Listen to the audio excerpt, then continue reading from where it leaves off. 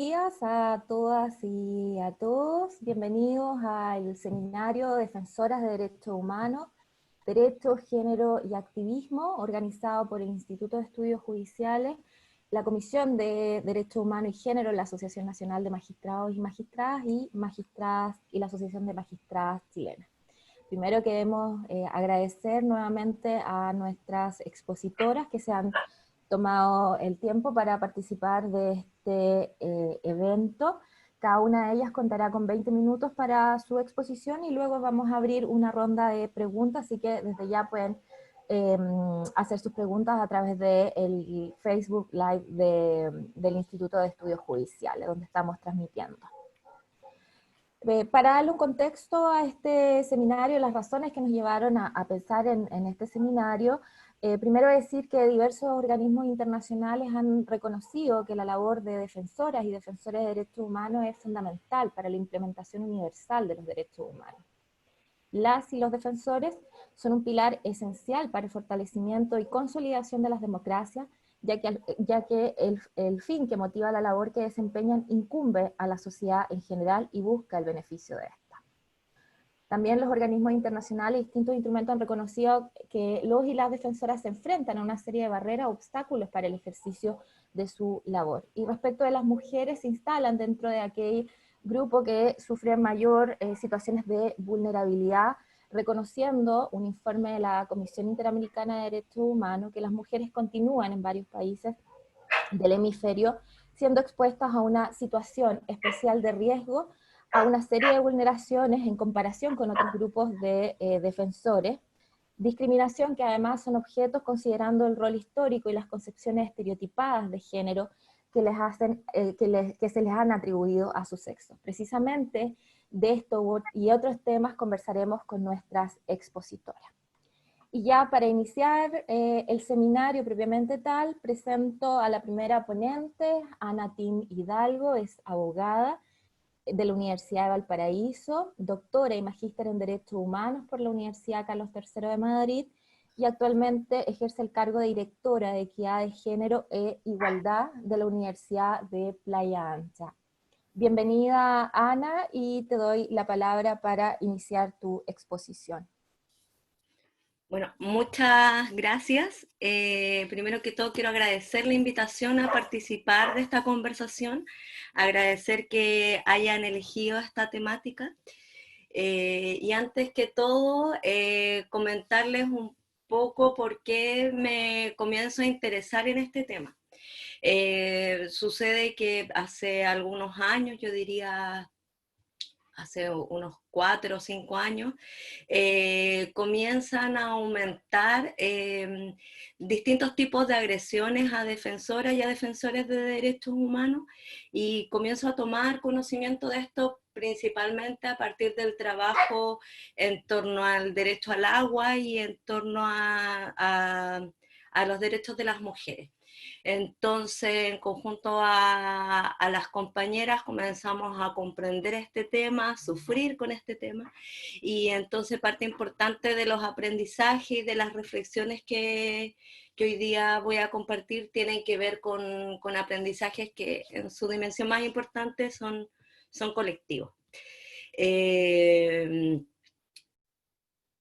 En el desarrollo de la exposición me voy a referir en un voy a hacer una reflexión en primer lugar más teórica, desde un poco la teoría de los derechos, para hablar sobre el concepto del derecho a defender derechos, tratar de entenderlo a partir de los desarrollos, pero principalmente también a partir de la teoría de los derechos fundamentales, y luego voy a hablar sobre los mecanismos de protección del derecho, intentando en este ámbito centrarme en la realidad chilena, puesto que entiendo que la realidad de otros países y de los sistemas internacionales de protección va a ser abordada en mayor detalle por las otras panelistas.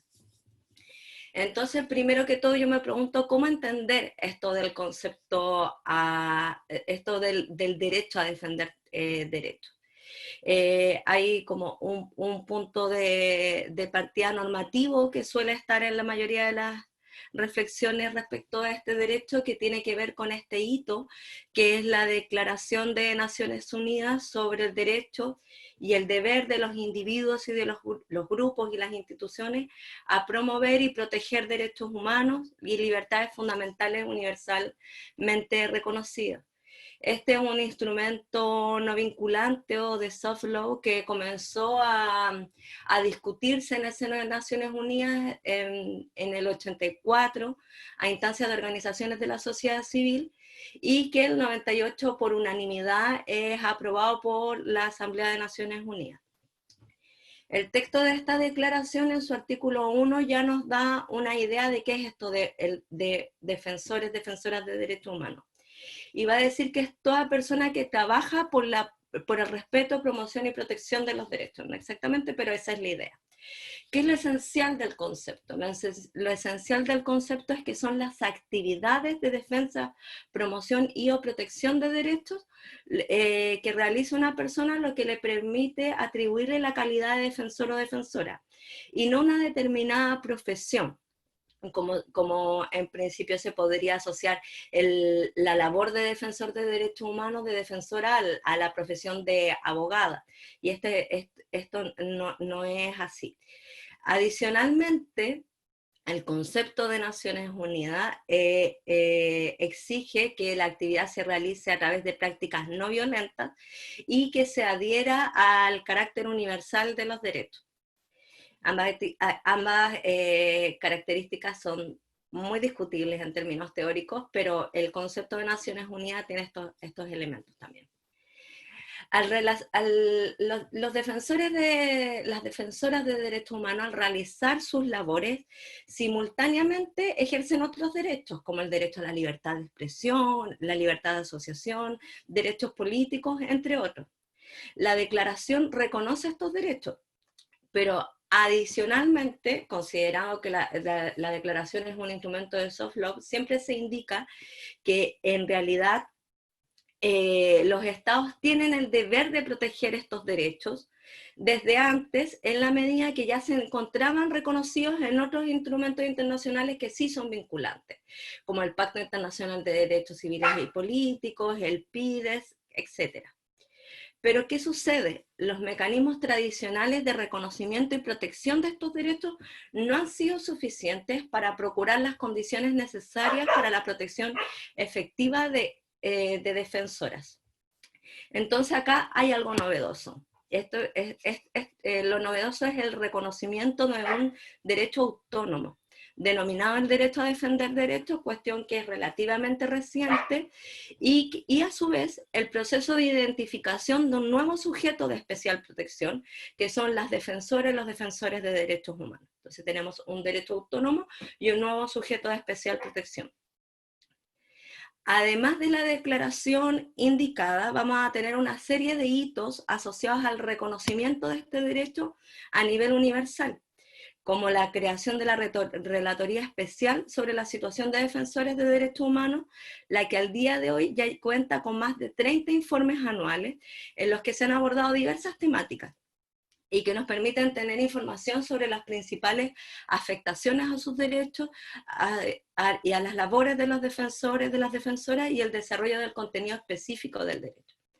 También encontramos el trabajo de otras relatorías que se han dedicado a analizar la situación específica de, por ejemplo, mujeres defensoras de derechos humanos, de periodistas y de defensores ambientales. Estos son los tres principales ámbitos específicos. Y a nivel interamericano, la protección de defensores de derechos humanos tiene un hito emblemático en el 99, en el que se produce el primer pronunciamiento del órgano político del sistema, de la OEA, y en el que reconoce la importancia y el apoyo a la labor de defensores, y que desde ahí en adelante se ha pronunciado en innumerables ocasiones en este sentido.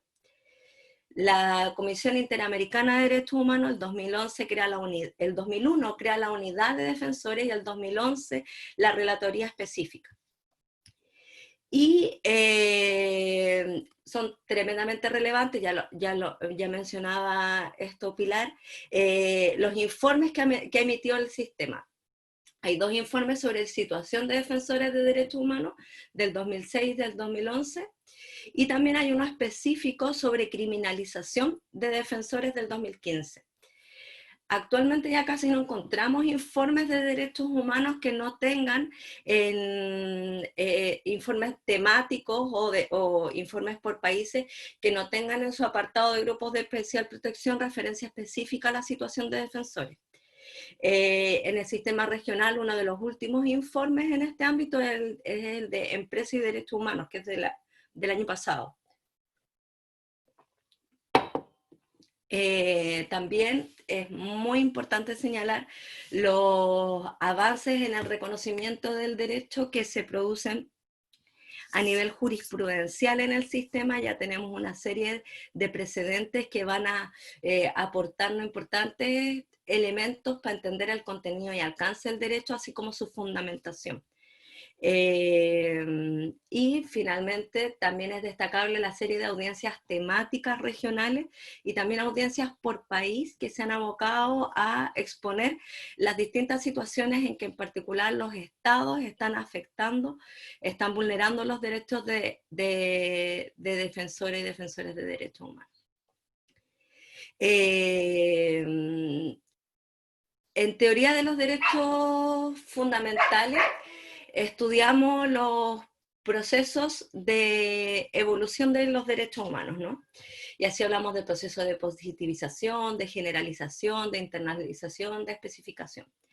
El derecho a defender derechos puede ser entendido como parte del proceso de especificación de los derechos.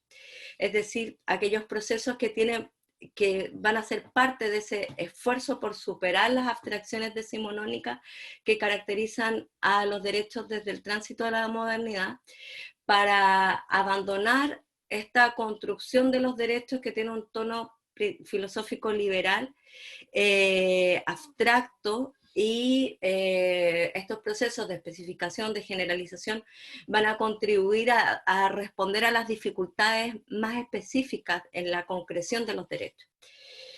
El proceso de especificación, por su parte, va a comprender, como decía, obvio, ese paso gradual, pero cada vez más acentuado hacia la ulterior determinación de los sujetos titulares de los derechos.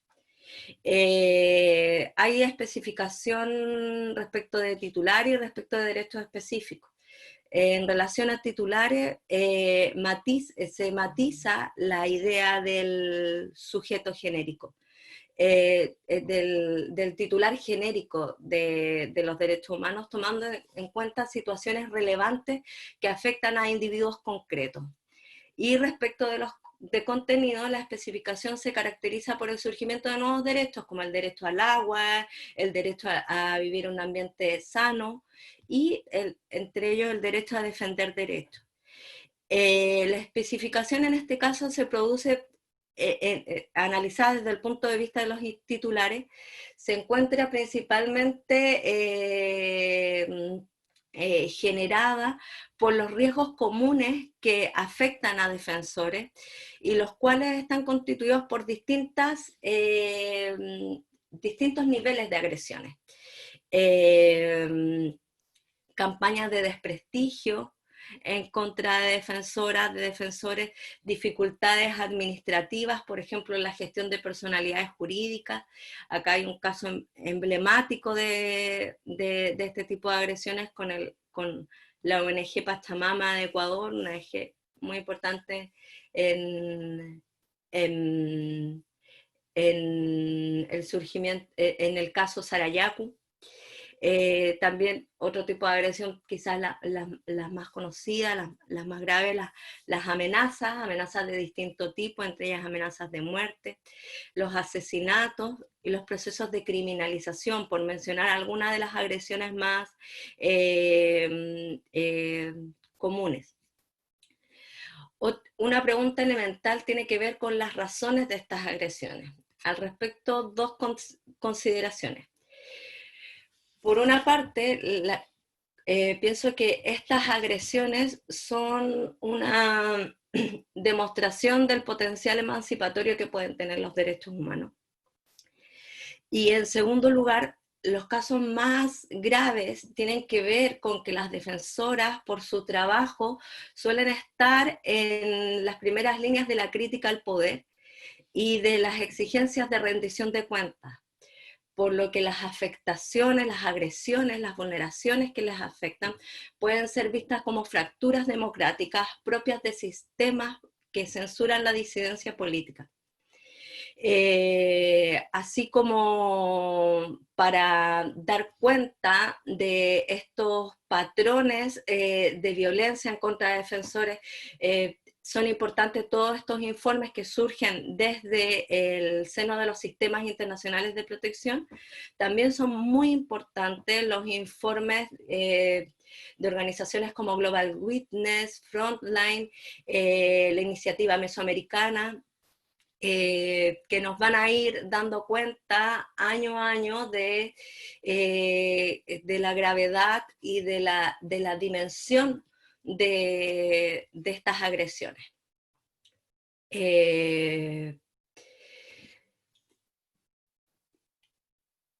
Por otra parte, me gustaría hacer una muy breve referencia a la discusión sobre el fundamento de los derechos, porque estas discusiones son centrales para que vamos avanzando en cómo argumentamos desde nuestros escritos hasta cómo entendemos estas agresiones. El fundamento de los derechos humanos puede sostenerse desde distintas premisas. Muchas veces cuando trabajamos en el día a día de la defensa de los derechos, tomamos como punto de partida el reconocimiento de estos derechos en textos normativos, ¿no?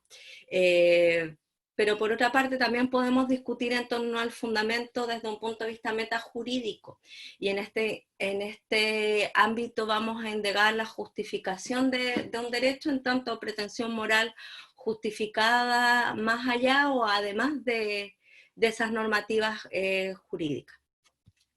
Entonces a mí me parece importante señalar que hay una primera posibilidad de fundamentar el derecho a defender derechos, que es un fundamento bastante clásico y central para fundamentar derechos, y es la libertad. La libertad para elegir nuestras acciones para lograr objetivos generalizables. La defensa de derechos humanos sería un plan de vida que es posible ser presentado como generalizable, como razonable, como deseable para todos, por lo que no habría obstáculos para sostener esta línea argumental. Como se advierte, es una ruta argumentativa clásica de carácter abstracto e individualista. Pero es relevante porque estamos hablando de planteamiento más clásico y liberal para entender un derecho. Algo de este argumento veo, por ejemplo, los recursos de amparo que se han presentado que se han presentado argumentando la vulneración del derecho a la libertad personal. En Chile el recurso de amparo no solo es habeas corpus, sino que también procede en caso de vulneraciones a la libertad personal y a la seguridad individual. Y bueno, frente a ciertos tipos de agresiones que han vivido algunos defensores de derechos humanos, una posibilidad de acción es el recurso de amparo, y específicamente en Chile por vulneración a la libertad personal. Más específicamente en el caso de abogados se ha fundamentado la vulneración a la libertad personal y específicamente al libre ejercicio de la profesión como parte del contenido de ese derecho. Yo no veo inconvenientes para extender este fundamento a agresiones que afecten a defensores de derechos humanos que no son abogados. Y en parte creo que tenemos un trabajo en extender, en mejorar nuestra comprensión sobre el concepto de defensor de derechos humanos, porque creo que no por nada recursos que han sido acogidos o que han avanzado son recursos a favor de abogados, y no en el caso de defensores, defensoras que no son abogados. Tres Entonces, si bien minutos. estas discusiones de... ¿Sí? 3 minutos. Chuta. Ya. Entonces estas discusiones en torno a los fundamentos siempre tienen una dimensión práctica. Por otra parte, están argumentos de corte más sociológico que son importantes en la medida que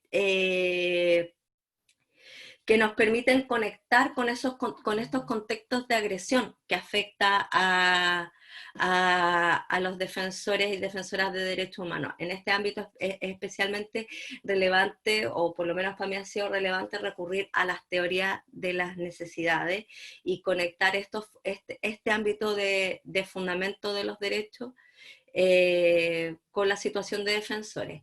Y finalmente, o rápidamente mejor dicho, hay un fundamento democrático, y probablemente es vinculando el derecho a defender derechos con los derechos de participación política. Este argumento no se ha desarrollado tanto en las acciones que se han presentado en Chile para la tutela de defensoras, pero sí en otros países. He estado revisando, por ejemplo, las argumentaciones en Colombia, y este argumento siempre está presente, y por otra parte, también está presente, creo, de un modo relevante en la jurisprudencia del sistema interamericano. ¿De qué se trata? Se trata de el rol que el defensor de derechos humanos tiene en un sistema democrático. Eso principalmente a nivel de fundamento. Y luego, bueno, no voy a alcanzar a realizarlo, pero lo dejo abierto para la discusión, y sin duda que esto va a surgir de las otras ponencias. Es muy importante la pregunta sobre cómo protegemos este derecho. Hay un paso central que es el reconocimiento, pero también es muy importante el trabajo a nivel de política pública, de cómo surgen mecanismos estatales de protección de los derechos, como acá hay experiencias muy interesantes en el caso de México, de Colombia, de Brasil, de Honduras, de El Salvador. En Chile no tenemos políticas públicas ni mecanismos estatales de protección de defensores de derechos humanos, pero en otros países sí.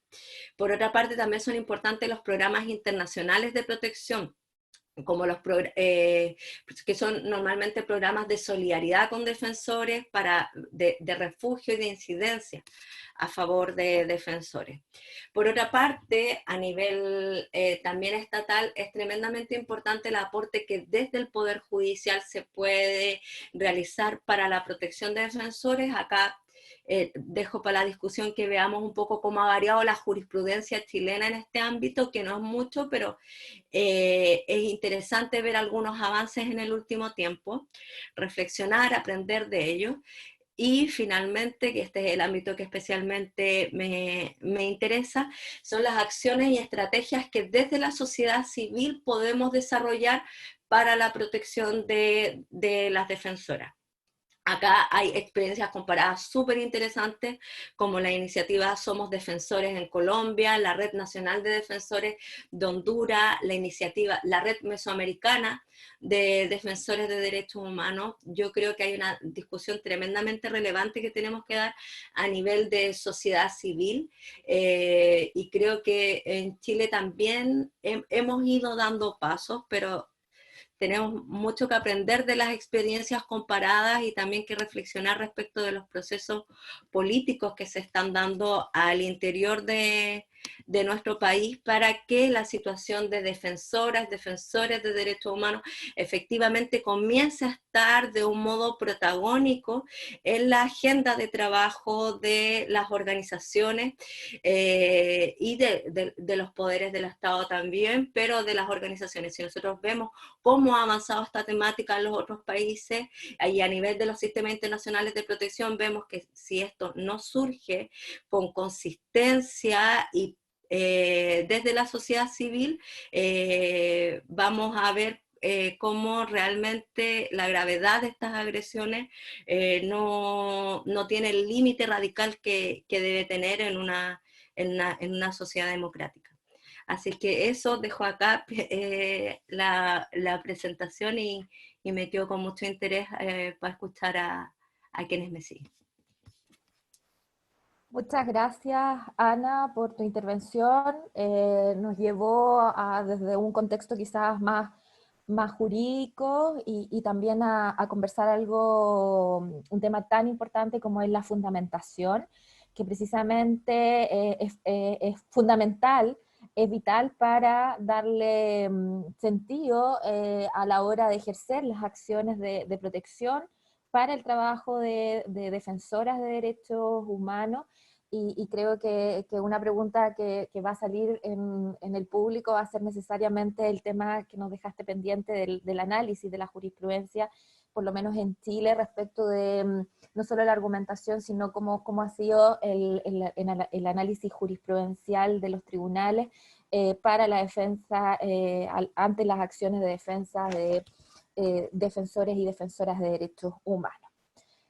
Ahora me toca presentar a nuestra segunda expositora, María Noel Leoni. Es abogada y defensora de derechos humanos, con más de 10 años de trabajo en varios países de América Latina. Actualmente es directora del programa para el Cono Sur del Centro por la Justicia y el Derecho Internacional, CEGIL, organización que ha trabajado los últimos 6 años tanto desde Buenos Aires como en la oficina de Washington, D.C. En este trabajo ha liderado y ha acompañado el litigio estratégico en decenas de casos ante la Comisión Interamericana de Derechos Humanos y ante la Corte Interamericana de Derechos Humanos en países tales como Venezuela, Colombia, Perú, Chile, Paraguay, entre otros.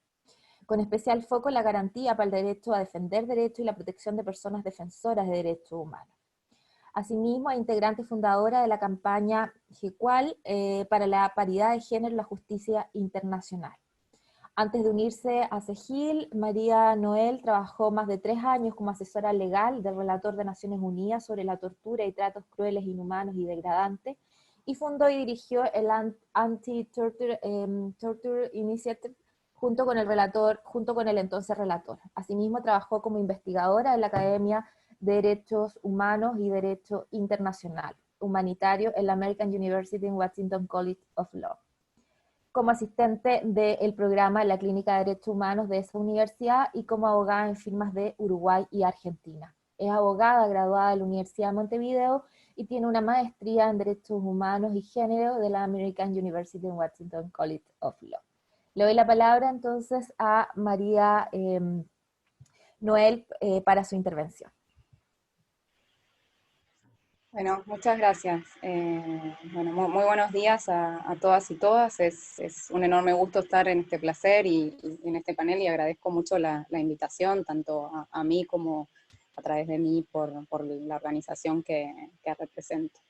Voy a tratar en mi exposición de retomar mucho de lo que muy bien expuso Ana antes, y quizás toco algunos temas que ella ya tocó, pero voy a tratar de no repetir, pero sí profundizar desde la mirada del derecho internacional sobre los dos temas, ¿no? Sobre la protección de vida a las personas defensoras de derechos humanos, desde la mirada de la garantía al derecho a defender derechos, y qué implica eso para las obligaciones de los estados.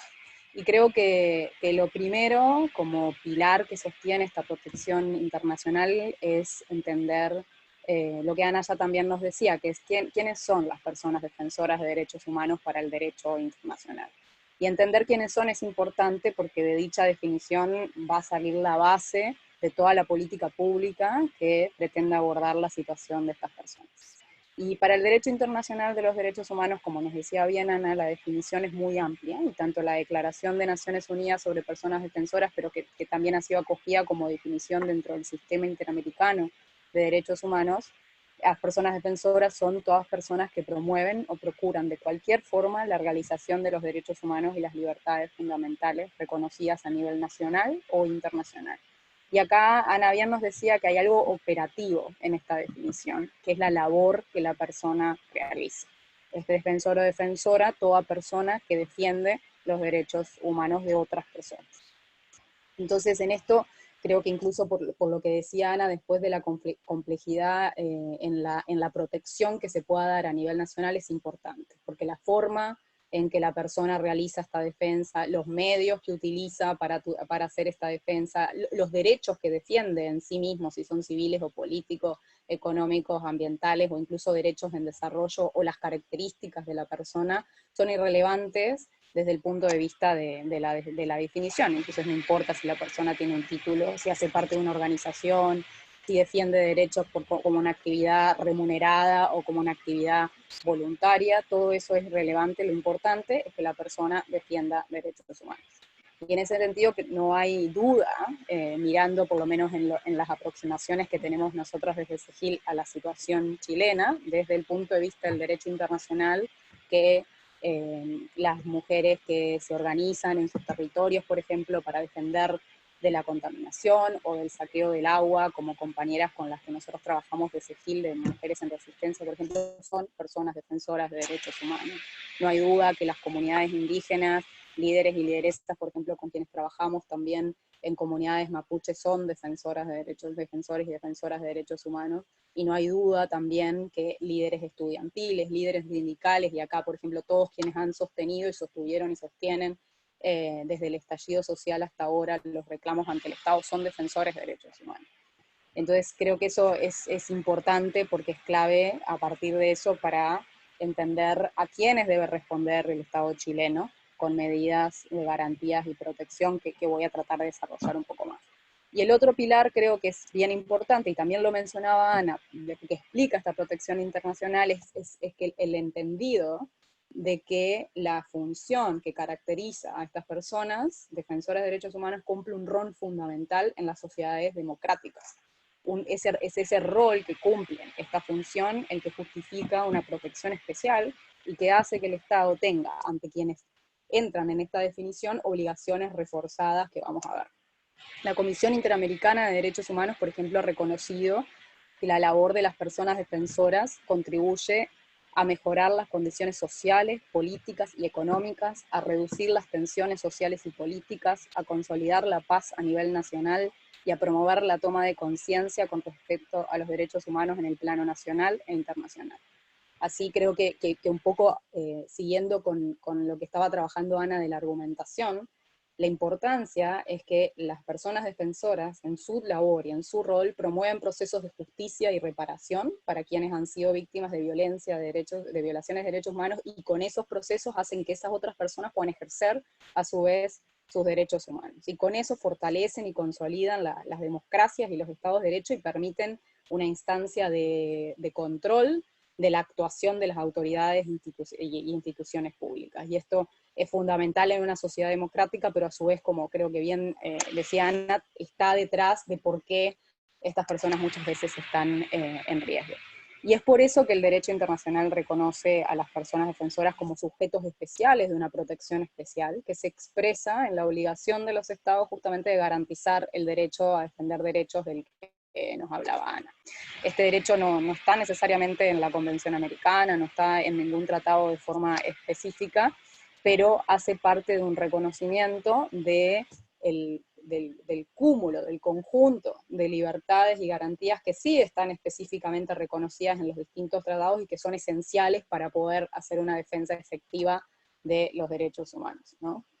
Entonces, para cumplir con las obligaciones de alguna manera que se derivan de este derecho, no basta solamente, y creo que a eso apunta el derecho a defender derechos, con que la persona obviamente no esté en riesgo a su vida o a su integridad, sino que necesita estar inserta la defensa de derechos humanos en lo que se ha denominado comúnmente en la jurisprudencia y en el trabajo internacional como un espacio habilitante para el ejercicio de derechos humanos, ¿no? Entonces es importante y hace parte del contenido de este derecho que los estados garanticen la libertad de expresión, que garanticen la libre circulación, que garanticen el derecho a reunión, el derecho de asociación, la privacidad, tantos derechos que son necesarios para que se pueda ejercer la defensa de derechos humanos sin discriminación y sin violencia.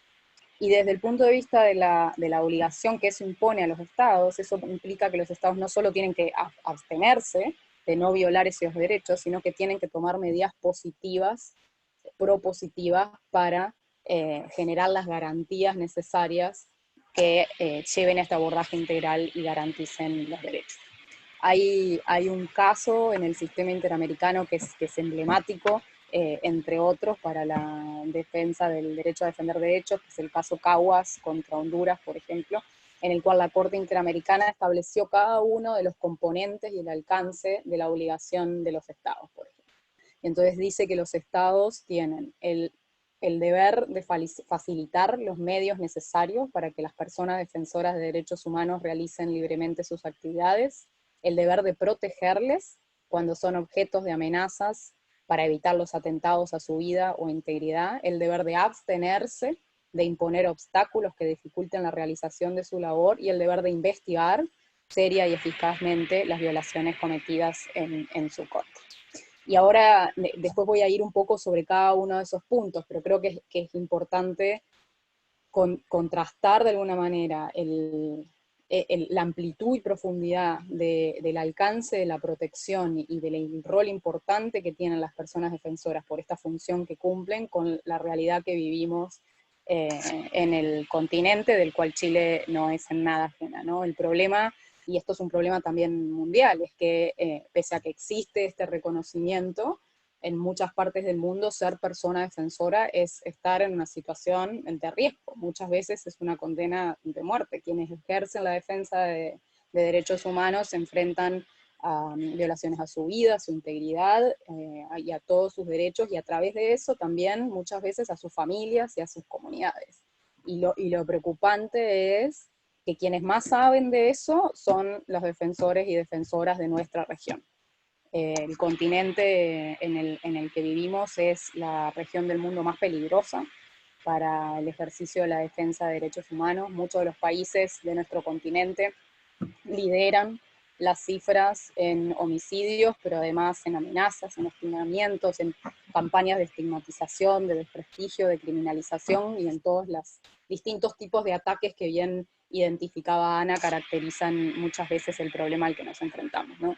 Algunas cifras que creo que son relevantes en esto. Por ejemplo, en 2018, Frontline Defenders, que es una organización que trabaja mucho en este tema a nivel global, estableció que ocurrieron 321 asesinatos de personas defensoras en el mundo, de los cuales 241, eso es el 75%, fueron en América Latina.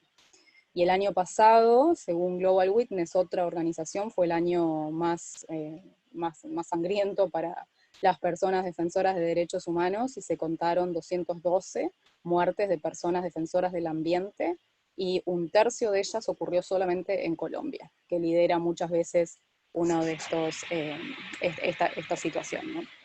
Y obviamente dentro de estos grupos, dentro de las personas defensoras, hay ciertos grupos que están expuestos a mayor vulnerabilidad y a mayor riesgo. En el último informe de la Comisión Interamericana que nombraba Ana, la Comisión identificó 7 grupos específicos que están en situación de particular riesgo. Esos son las personas defensoras del medio ambiente, sindicalistas, líderes y lideresas campesinas y comunitarias, líderes y lideresas indígenas, y líderes y lideresas afrodescendientes.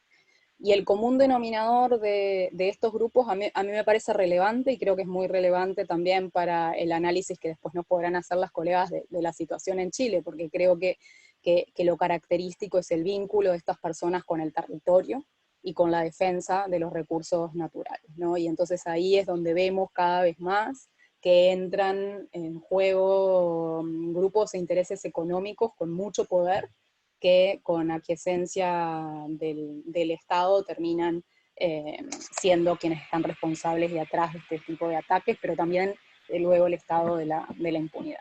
Y en estos grupos creo que siempre está para puntualizar la particular vulnerabilidad que tienen las mujeres defensoras dentro de todas esas grupos de mayor riesgo, porque además defienden derechos en sociedades en donde la violencia de género es sistémica, en sociedades patriarcales, que la respuesta es la impunidad y no está exento de eso, y entonces la manifestación que tiene la violencia, los ataques y las amenazas contra las mujeres defensoras está permeado de esto y muchas veces trascienden esta discriminación de género, sexualización y de la violencia y demás. Acá, bueno, y entonces creo que un poco para pasar a entender las violaciones de los estados, tenemos ese contraste entre que la necesidad de impulsar un espacio habilitante de derechos y la realidad en la que vivimos, en la que los espacios no son habilitantes y son inhabilitantes. Entonces las personas defensoras de derechos humanos muchas veces no solamente no son reconocidas o protegidas por su labor, sino que al contrario, son muchas veces identificadas públicamente como enemigas del Estado, o como enemigas del desarrollo, y esto las pone en estas situaciones de riesgo. Las amenazas, los hostigamientos no son investigados, los actos de violencia muchas veces quedan impunes, y los estados, en lugar de proteger, lo que vemos en la región es que muchas veces son quienes promueven los actos de violencia. Y creo que acá lo que agrava además, y que es relevante para la situación chilena, es que los reclamos públicos y las manifestaciones o las protestas, las organizaciones sociales y la organización de la sociedad en contra de esto muchas veces se encuentra con la censura, la criminalización o el uso desproporcionado e ilegítimo de la fuerza, como bien se ha vivido en Chile y todavía a la espera de justicia. Entonces creo que ante eso es como urge y es muy importante reclamar estas obligaciones internacionales de los estados para garantizar el derecho y entenderlas y buscar puntualizarlas y desarrollarlas en reclamos más específicos. Y lo que bien decía Ana, que me parece muy, muy importante, es el rol que tiene la sociedad civil y las propios defensores y defensoras de derechos humanos en promover la implementación, pero también el desarrollo de lo que implican esas obligaciones, y creo que eso es un desafío para Chile. En el marco internacional, estas obligaciones, que pueden sonar un poco generales, se han traducido en gran medida en identificar que los estados lo que tienen que hacer es formular, implementar y desarrollar políticas públicas integrales que respondan a la garantía del derecho a defender derechos. Y acá en muchos países, como en México, como en Colombia o Honduras, países que enfrentan graves niveles y altos índices de violencia y ataques contra personas defensoras, esto se ha interpretado mucho como la necesidad de crear, y de hecho se han creado mecanismos de protección que de alguna manera coordinen e implementen medidas de protección, sobre todo a veces físicas, para personas en riesgo. Y esto es muy importante, esto es muy importante, pero no es, desde nuestra perspectiva, pero también de los desarrollos que ha habido en el derecho internacional, no es suficiente. Un mecanismo de protección no es una política integral. Y creo que esto es importante porque sé que Chile no tiene un mecanismo de protección y debiera tener un mecanismo de protección, pero me parece que además es importante que mientras se piensa y se organiza para poder establecer las pautas para tener un mecanismo de protección, es importante que ese reclamo haga parte además de lo que hace a una política integral y que no se agota con el mecanismo de protección. ¿Y por qué? Porque la política integral debe ir mucho más allá de lograr la protección física de las personas defensoras que se encuentran en riesgo. Lo que tiene que buscar es proteger la garantía del derecho a defender derechos del que nos hablaba Ana. Y esto implica no solo responder y tener mecanismos efectivos que respondan rápidamente cuando una persona se encuentra en riesgo o es criminalizada por su labor, sino también realizar los cambios y tomar las medidas para que desaparezcan los factores y los conflictos que subyacen y que ponen a esas personas en riesgo.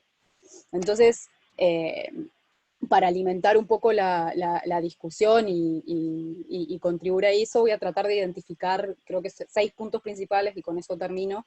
No escuché todavía mis 3 minutos, pero espero tenerlos, de lo que hacen a una política integral desde la perspectiva del derecho internacional y cómo trasciende al mero mecanismo de protección.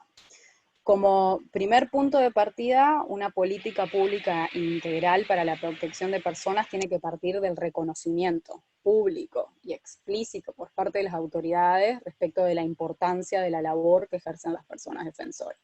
Es imposible que se garantice el derecho a defender derechos si las personas defensoras son estigmatizadas o criminalizadas o incluso consideradas enemigas por parte del Estado. Entonces ese reconocimiento de quiénes son y de por qué son importantes tiene que hacer parte del punto de partida de la construcción de una política pública.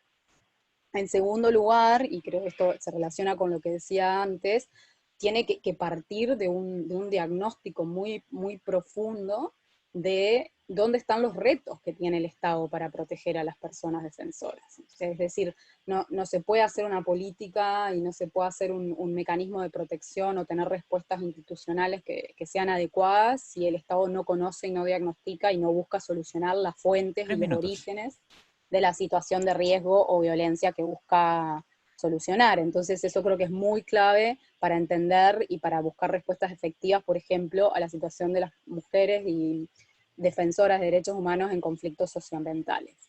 Si no se estudia y se soluciona el conflicto socioambiental, no se puede proteger a las personas defensoras que están ejerciendo derechos en eso.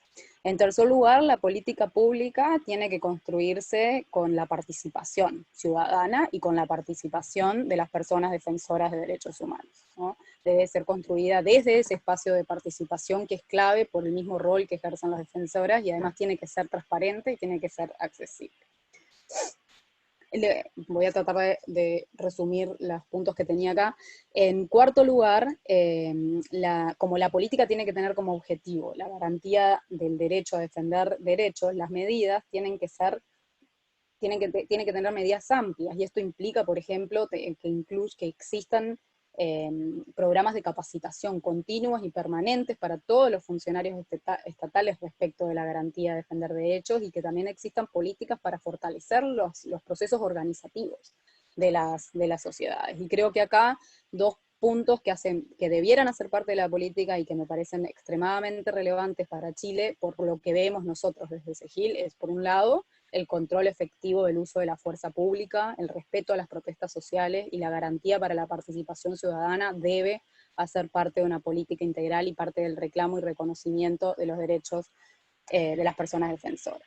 Y en segundo lugar, el rol del Poder Judicial, que es extremadamente importante, no solo para poder abordar de manera efectiva las demandas y las denuncias que impliquen ataques y violencia contra personas defensoras, sino para evitar que los procesos penales y el derecho penal se conviertan en una herramienta de persecución y de criminalización de las personas defensoras, que pasa en muchos lados de la región, pero también sucede en Chile, y desde SEGIL hemos denunciado el mal uso del derecho penal para criminalizar en particular a comunidades mapuches. Y creo que esto merece un diagnóstico y una respuesta más amplia.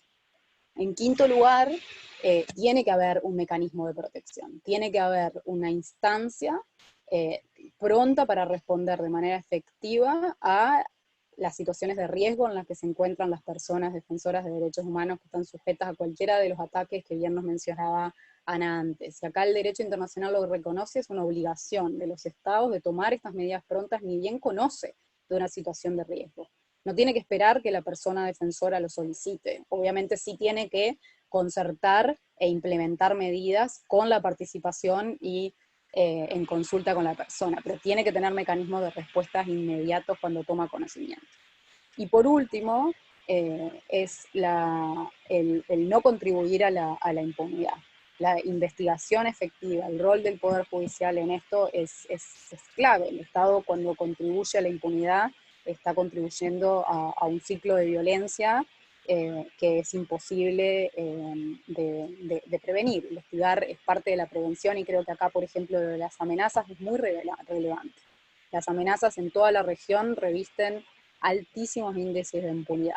Y sin embargo, la amenaza también es una manera en la que el Estado conoce que hay una situación en riesgo, de una persona en riesgo. Y es esa instancia, esa oportunidad la que debe investigar de forma efectiva para entender e ir al fondo de por dónde se origina la situación de riesgo. Y las investigaciones desde el punto de vista internacional, en cuanto implican defensores y defensoras de derechos humanos, tiene que partir desde ese reconocimiento.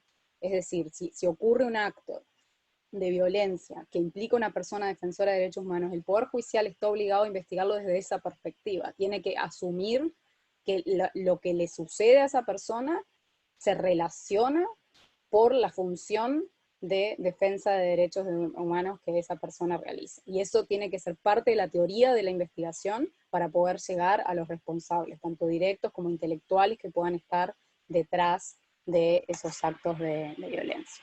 Seguramente ya me extendí con eso ahí, así que bueno, dejo otros puntos para la discusión posterior, pero me quedo con el mensaje final de Ana también, que este contraste entre la amplitud de los estándares internacionales y la obligación de los estados y la realidad que muchas veces viven las personas defensoras de derechos humanos, que es de extremo riesgo, puede en gran medida achicarse en cuanto estos temas hagan parte de una agenda activa de la sociedad civil y de las organizaciones, porque así se ha construido todo el desarrollo jurisprudencial que tenemos a disposición para esto. Muchas gracias. Gracias, María. Ahora voy a hacer el nexo para presentar a las otras dos panelistas, pero tal como decía María, lo fundamental para los operadores de justicia, tanto jueces, abogados, defensores, pienso que es importante reconocer los distintos roles que juegan las defensoras y cómo ejercen su labor en la sociedad. Ahora tenemos dos expositoras que dicen relación en esta oportunidad con la defensa de derechos indígenas y derechos del medio ambiente. Sin duda que la crisis económica que se avisora y que se ha producido como consecuencia del COVID va a incrementar los conflictos socioambientales, no solo en Chile, sino que en toda Latinoamérica y el mundo. Y desde esa forma los países se están organizando para ver cómo se reestructura el desarrollo económico. Esto prevé que va a generar una serie de conflictos donde los defensores de derechos humanos van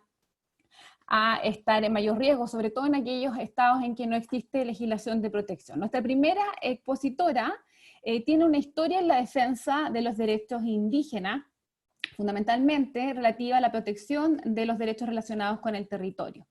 Tenemos a doña Clemencia Herrera, y es un honor para nosotros presentarla. Es una mujer indígena del pueblo Huitoto de la Chorrera Amazona.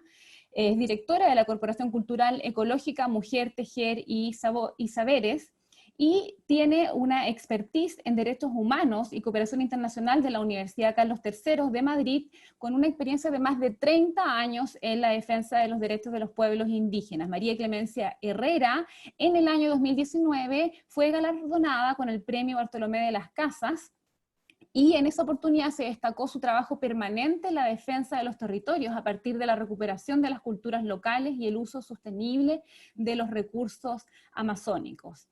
También, y lo que la caracteriza es que ha dedicado gran parte de su trayectoria en la defensa de los derechos de las mujeres indígenas en la Amazonia colombiana, integra diversas redes de protección y también se ha abocado a la lucha y defensa del cambio climático. Buenos días, Clemencia, la escuchamos. Muy buenos días a todos. Primero que todo, en mi lengua originaria, Ituomocal común. Nuera bie viruido morical guayoyacat. Muy buenos días a todos. Hoy quiero compartir mi experiencia con ustedes. Vamos a dialogar. No soy muy oral. Amo la oralidad, trabajo la oralidad, y a partir de eso ir compartiendo las experiencias que tenemos respecto a este tema. De saludar a la Red Internacional de Mujeres Indígenas sobre Biodiversidad. Somos mujeres activistas, mujeres líderes que en más de 13 países estamos presentes. Y por supuesto las mujeres que estamos en esta red de mujeres indígenas sobre biodiversidad, trabajamos los derechos de las mujeres, trabajamos la protección del territorio, del medio ambiente, pero específicamente trabajamos la participación de las mujeres indígenas como defensoras del territorio y el medio ambiente como parte de la vida que hacemos parte en nuestros territorios. Específicamente hablando de mujeres activistas y derechos humanos, quisiera mandar un mensaje especial si en caso que alguien le pueda hacer llegar mi mensaje a la compañera María Eugenia Choque desde hace tiempos. Ella es de Bolivia, es una hermana aymara, que por ser gran activista y formar parte de la defensora de los derechos de las mujeres, de los pueblos indígenas en su país, hoy en día está privada de la libertad, señalada de diferentes cosas que ella no ha cometido ni en ninguna parte, porque como mujeres activistas de la red de mujeres, conocemos mucho su trabajo de buena voluntad, de buena honra, de buen trabajo como mujer líder, la conocemos hace más de 20 años. Entonces, quisiéramos llegar a ser nuestras mejores energías para ella y muy buenos ánimos. Bueno, hablarle a ustedes sobre el tema de en Colombia. En Colombia, como todo el mundo lo escucha, es que somos ser defensora de los derechos humanos en Colombia hace parte de una criminalización como líderes, como lideresas que somos. En este país casi que está criminalizado ser líder y ser defensora de los derechos humanos, derechos del territorio, derechos de los pueblos indígenas, ser defensora de los derechos de las mujeres. Está mal visto para un mundo que no comprende en realidad para qué luchamos. Pero yo quisiera hablarles específicamente a ustedes hoy en día sobre qué es ser activista indígena. ¿Qué nos identifica ser activismo? De pronto para nosotros es el caminar de todos los días, es caminar la palabra de los abuelos, caminar la palabra de nuestros ancestros y caminar nuestras leyes de origen desde nuestros territorios y en cualquier parte que estemos. Hoy en día, cualquier persona del sector social que sea pueblo indígena, campesino, afro, gitano, estudiantes, ambientalistas, está criminalizado en nuestro país y está catalogado como ser enemigo y obstaculizar el desarrollo del país. Y mucha gente no llegan a comprender, gente que se adueñan de territorios ajenos, de territorios, toman decisiones en la explotación de los recursos naturales, recursos territoriales que hay en nuestros territorios. Y a partir de eso, cuando defendemos esto, parecemos que estamos obstaculizando el desarrollo que propone el país. Pero resulta que ese famoso desarrollo lo hacen en los espacios no de ellos, sino en territorios que tienen dueños. Y eso es la gran dificultad y mal visto por las personas que se sienten ser dueños de todos los territorios, así sean territorios indígenas y campesinos. Y específicamente me dirijo, por ejemplo, cuando defendemos el agua. El agua para nosotros es un elemento de origen tradicional que hace parte de la soberanía alimentaria para la alimentación de los seres humanos, no solamente de los pueblos indígenas. Entonces, cuando se dice no privaticen el agua, no desvíen los ríos, somos catalogados que estamos obstaculizando el desarrollo del país económicamente, ¿no? Pero para la economía propia de nosotros es un bien para la alimentación de cada uno de los seres humanos. No comprenden la realidad ni la cosmovisión que tenemos los pueblos indígenas. Es difícil llegar a hacer entender a la gente del mundo occidental que para nosotros el territorio, la biodiversidad, tiene otros conceptos de vida, tiene otros conceptos de vida, tiene otras formas de ver el mundo desde la cosmovisión, porque todo el tema del territorio es la forma de vida de un pueblo indígena, de un campesino, de un afrocolombiano o de las personas mismas que viven en la ciudad. Porque, por ejemplo, lo que produce la tierra, el territorio, ¿por qué lo defendemos? Porque allí se siembran los productos. La leche no sale solamente del refrigerador. Para que salga la leche debe haber un ganado en un campo y él es el que produce, ella es la que produce la leche.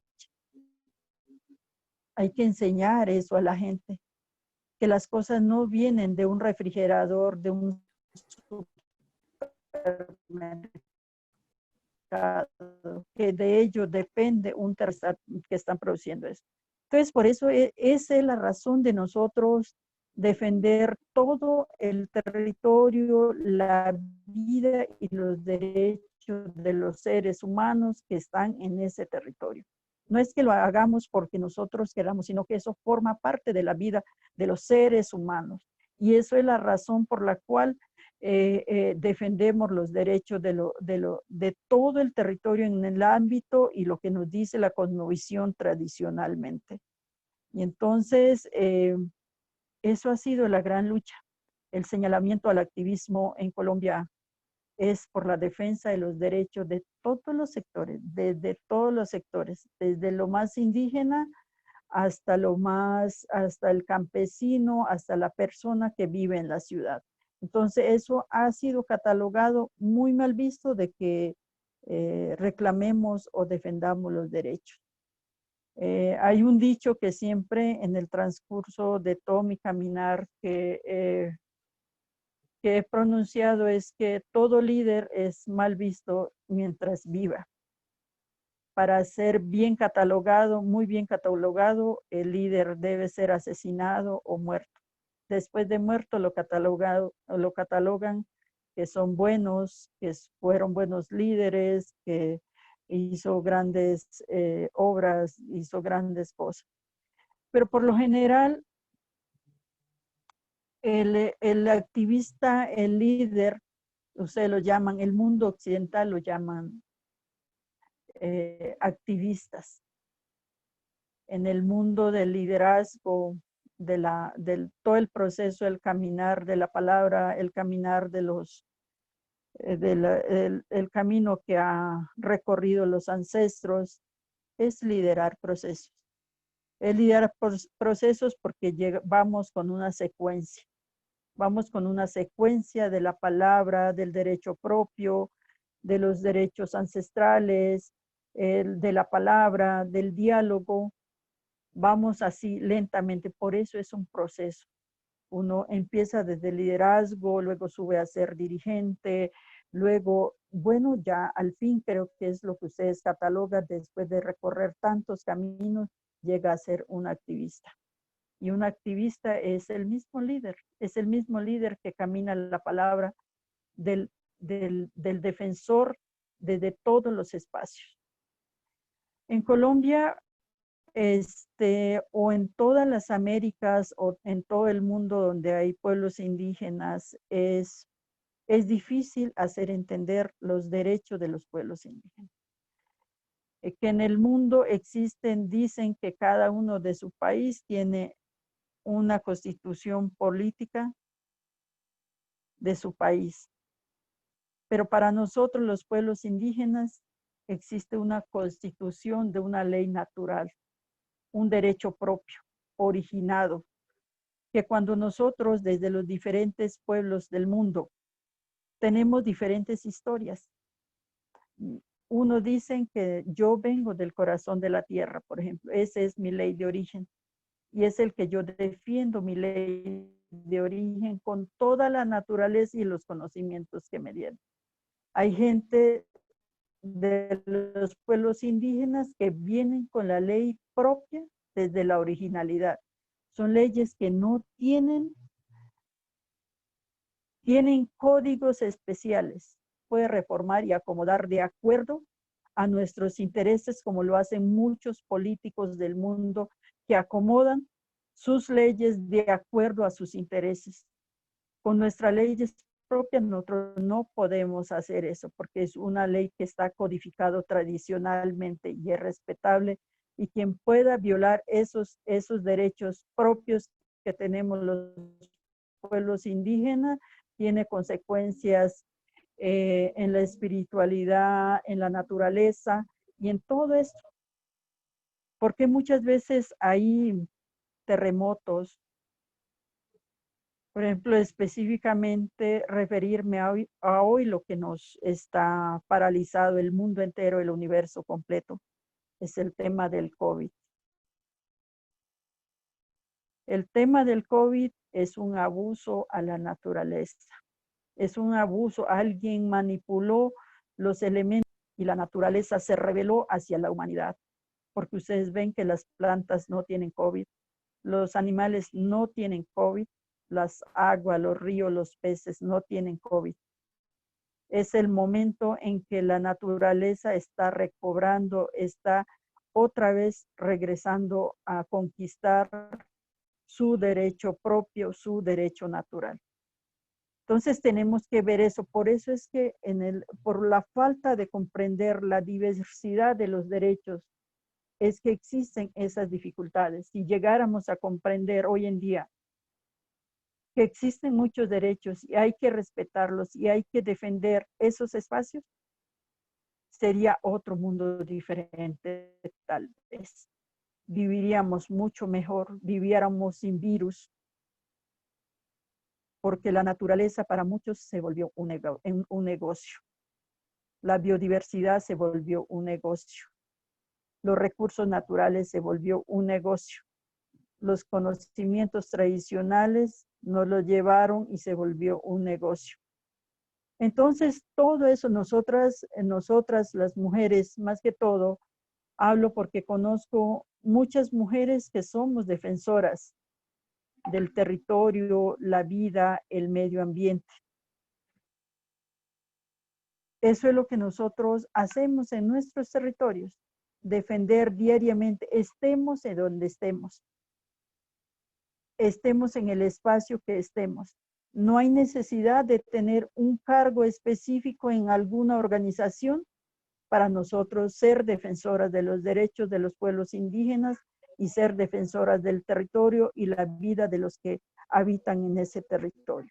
Desde cualquier parte hacemos liderazgo, hacemos activismo, apoyamos a los diferentes sectores, la ideología de los que van a favor de a defender los derechos humanos y a defender la vida de los seres. Entonces, en marco a eso, nosotros específicamente, mujeres como defensoras del territorio, es muy importante el papel que tenemos las mujeres como defensoras del territorio. ¿Por qué somos tan defensoras del territorio? Porque las mujeres tenemos un papel tan importante en este espacio. De la mujer, en mi cultura, desde la mujer depende todo un trabajo. Las mujeres somos el soporte de la comunidad, somos el soporte de la familia, porque somos las que tenemos las semillas tradicionales, somos las que enseñamos la lengua a los niños, a nuestros hijos y a toda la comunidad. Son mujeres médicas tradicionales. Son mujeres las cuidadoras de los niños, de toda la humanidad, porque son las mujeres que manejan las semillas tradicionales. Es por eso cuando decimos no más transgénicos, semillas transgénicas o semillas manipuladas que entren a territorios indígenas, porque tenemos que defender esas semillas, alimentos de los cuales los abuelos se alimentaban porque vivían siglos, porque tienen el conocimiento tradicional, permanecen en el conocimiento tradicional, la medicina tradicional. Entonces, por eso nosotras defendemos esos espacios. El tema del territorio, las mujeres como defensoras del territorio. ¿Por qué defendemos tanto el territorio? Porque el territorio hace y forma parte de la vida de los seres humanos. Hace parte de la vida de los seres humanos. Con ella compartimos todo, en ella sembramos, en ella caminamos, en ella nos alimentamos de ella. Allí está la medicina tradicional. Entonces, por lo que está allí la medicina tradicional, allí está la vida de los seres humanos que vivimos en el territorio y fuera del territorio. Por eso las mujeres trabajamos mucho los derechos de las mujeres, que tiene que ver con el tema ambiental. Porque el relacionamiento que tiene los derechos de las mujeres con el tema ambiental. Nuevamente le recalco, porque de ello hace parte, nosotros somos parte de la vida del medio ambiente. Entonces, por eso, en este transcurrir del tiempo, andamos, siempre nos verán a las mujeres en los diferentes espacios, dialogando, compartiendo, pero ahora las cosas van a cambiar. Las cosas van a cambiar, las cosas van a... 3 minutos. Tenemos que compartir en todo este cambio del mundo con un virus que no hace parte de nuestros...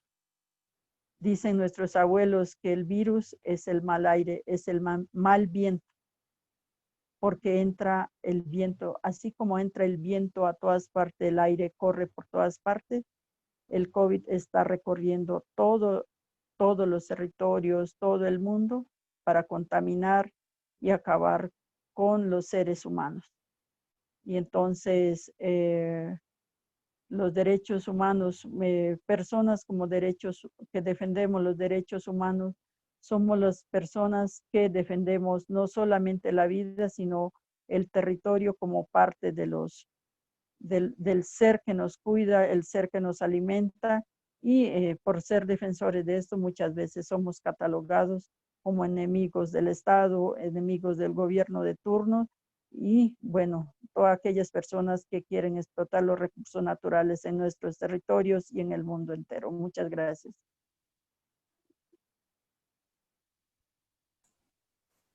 Muchas gracias, María Clemencia.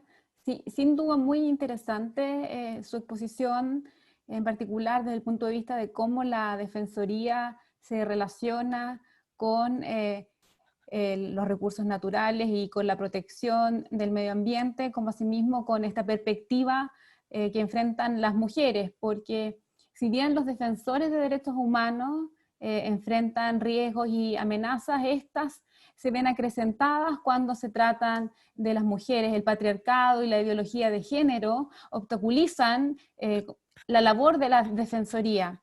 En este contexto, nuestra próxima panelista ha sido definida como ecofeminista. ¿Qué es esto del ecofeminismo? Probablemente muchos de los que están en nuestra audiencia no lo conocen. Podemos esperar que Bárbara nos comente un poco a qué se refiere el ecofeminismo. Bárbara es investigadora de la Fundación Territorios Colectivos y trabaja en un tema que hoy en día ha estado en todos los medios y que es la defensa por el derecho al agua. Es activista por el agua en la provincia de Petorca, la región de Valparaíso, y ha tenido un importante rol en la visibilización del conflicto del agua con una mirada feminista. A partir del ecofeminismo, y en la defensa del derecho humano al agua ha intentado diversas acciones, tanto administrativas y judiciales, tanto a nivel nacional como a nivel internacional.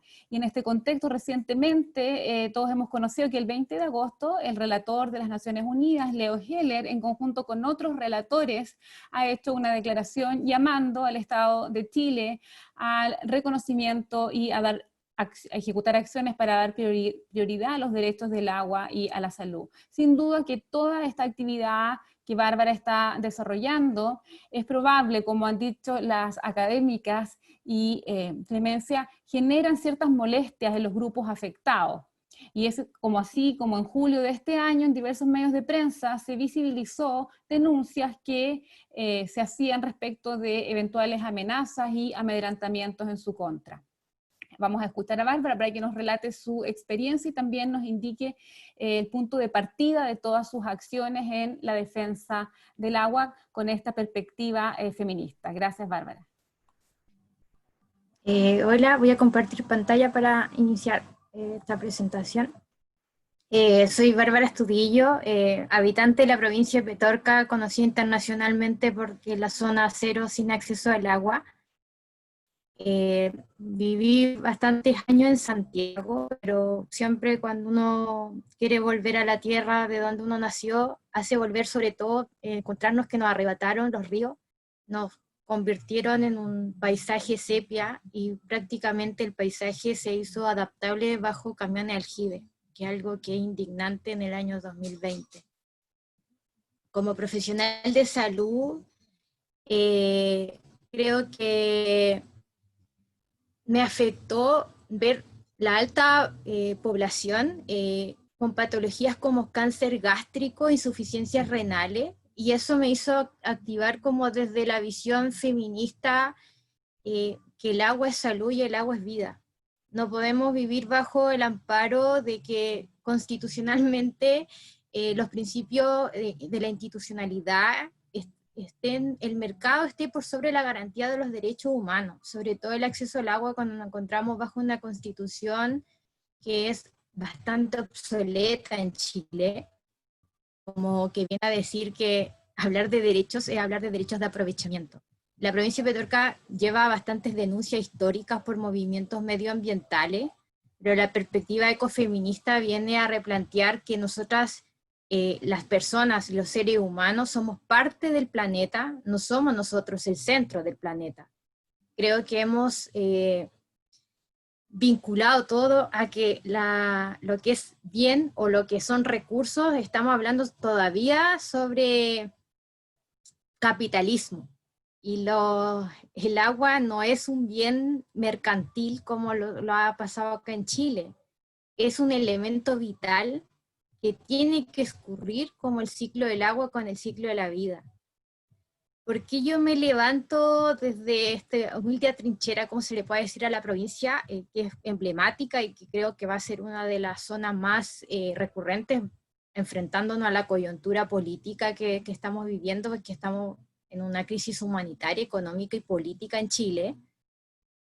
Queremos revelarle al mundo y revelarle a Chile claramente que la lucha ecofeminista viene a empujar que los derechos fundamentales tienen que ser puestos dentro de una carta magna, como va a ser una nueva constitución, que esperemos que esto sí pueda ser posible en nuestro país, pero que también la organización social, las alianzas, los movimientos sociales, la misma participación sea vinculante en nuestros territorios, podamos incidir en la toma de decisiones, porque hemos sido una zona de rezago completamente, como el patio trasero de una región, incluso un patio trasero de un país completo.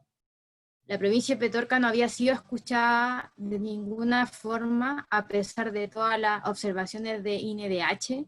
Lo que habían hecho otras organizaciones internacionales solamente nos observaron, pero el gobierno y los gobiernos que pasan después de una dictadura a una transición pactada, nos metieron prácticamente dentro de un código que nos arrebató el precio del agua contra el precio de la vida.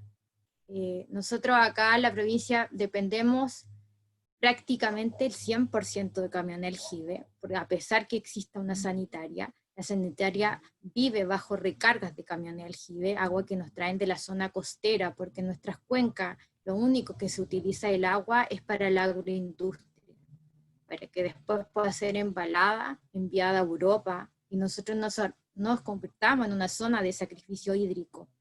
Pero esto igual afecta al género, ser una activista medioambiental o quizás levantar la voz como mujer, porque siempre hemos visto que los hombres, por un modelo y un sistema patriarcal, siempre han levantado la voz, pero al que lo haga una mujer es claramente causa un recelo.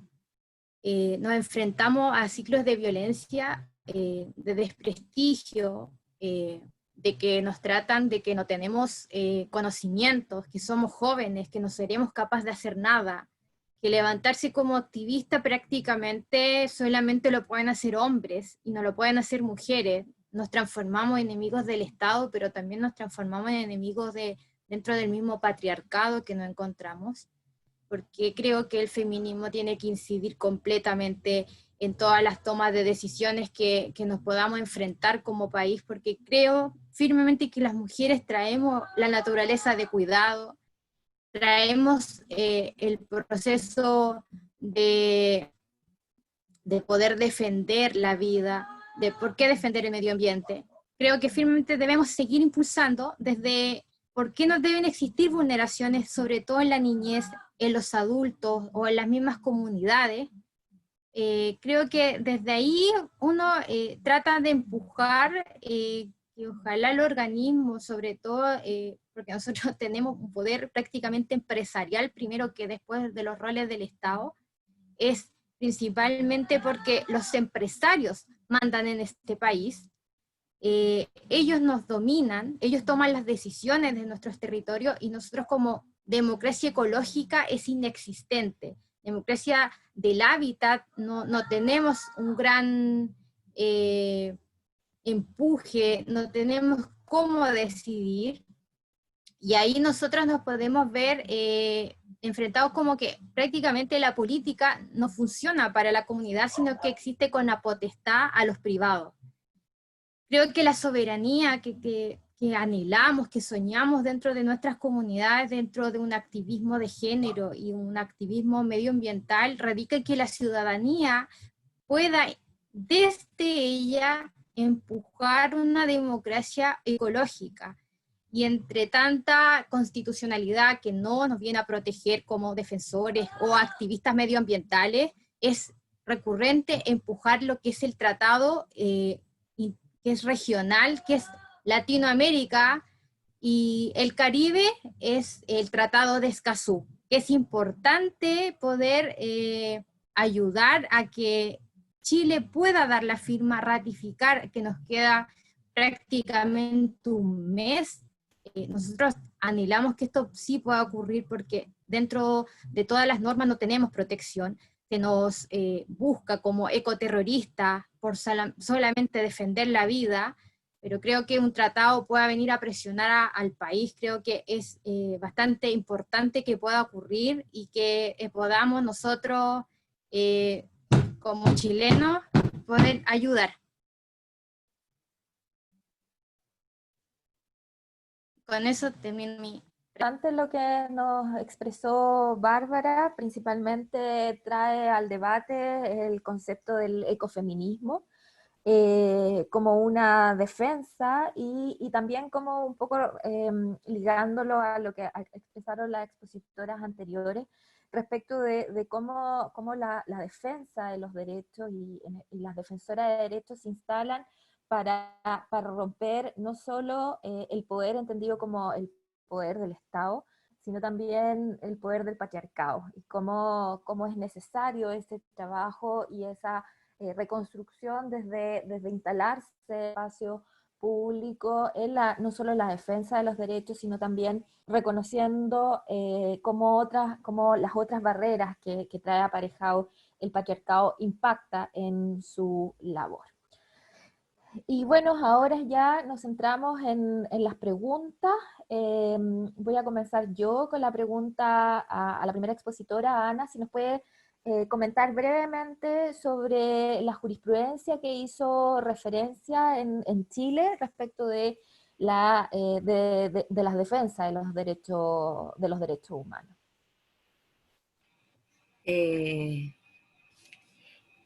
Bueno, la verdad es que esta respuesta es una respuesta fácil, porque no tenemos, así como no tenemos mecanismo de protección de defensoras de derechos humanos de un modo similar al que existe en otros países como México, Brasil, Colombia, Honduras, Guatemala, Perú, que está con avances consistentes en este ámbito.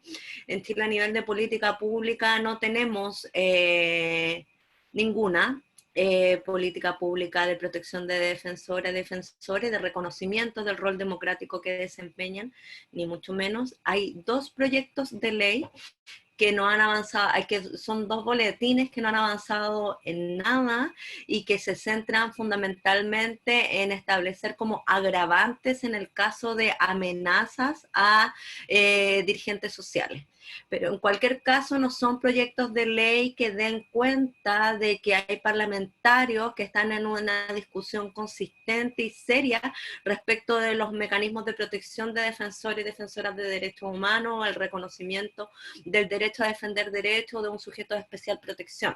Entonces, al parecer son proyectos que son relevantes porque no teníamos nada y es importante que en el Congreso también se dé esta discusión, pero en ningún caso hay una discusión más amplia. A nivel de ejecutivo tampoco.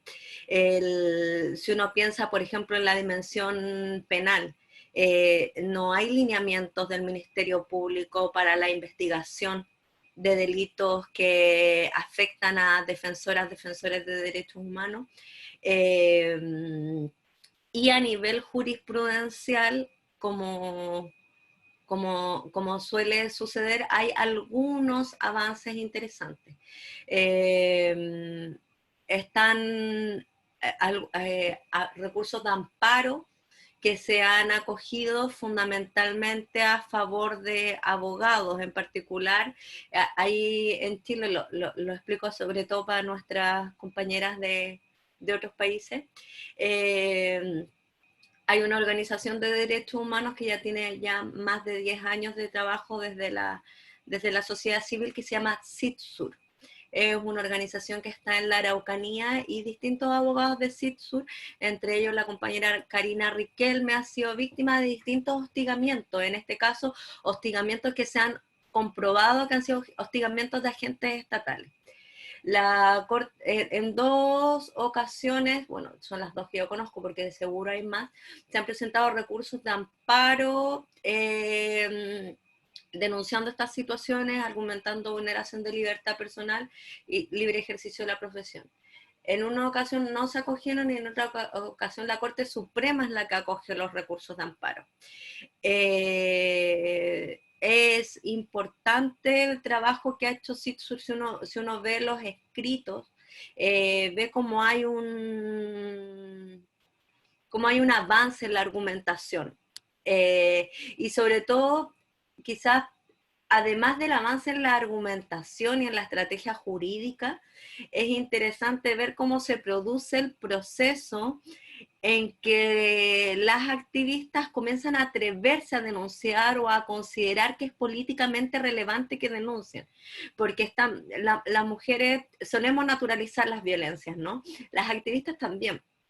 Están más preocupadas de cómo va el proceso de reclamación ambiental en el que están trabajando, por ejemplo, que es lo que está a su causa por amenaza. Y comprobado, así yo he estado como haciendo seguimiento de algunas causas y es impactante cómo no saben muy bien en qué están las causas. Como que hacen la denuncia, que ya es un tremendo paso, porque antes no denunciaban. Pero esto queda ahí.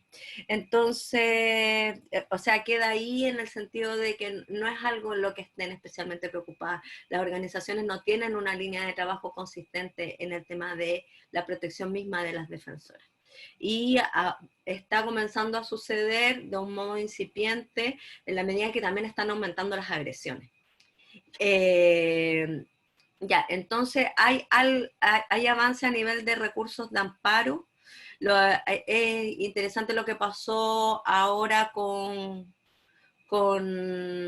Paco Lake, como estas filtraciones que hubo de estos blancos de interés, no sé si recuerdan, bueno, para las compañeras de otros países,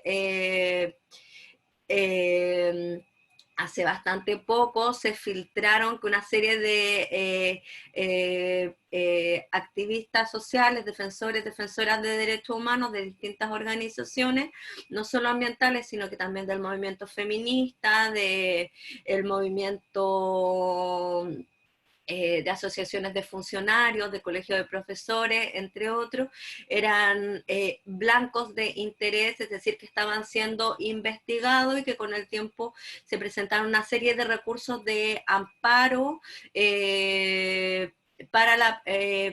los que se pedía, bueno, que se diera cuenta de por qué estas personas eran blancos de interés. No se dio cuenta que estuvieran siendo investigados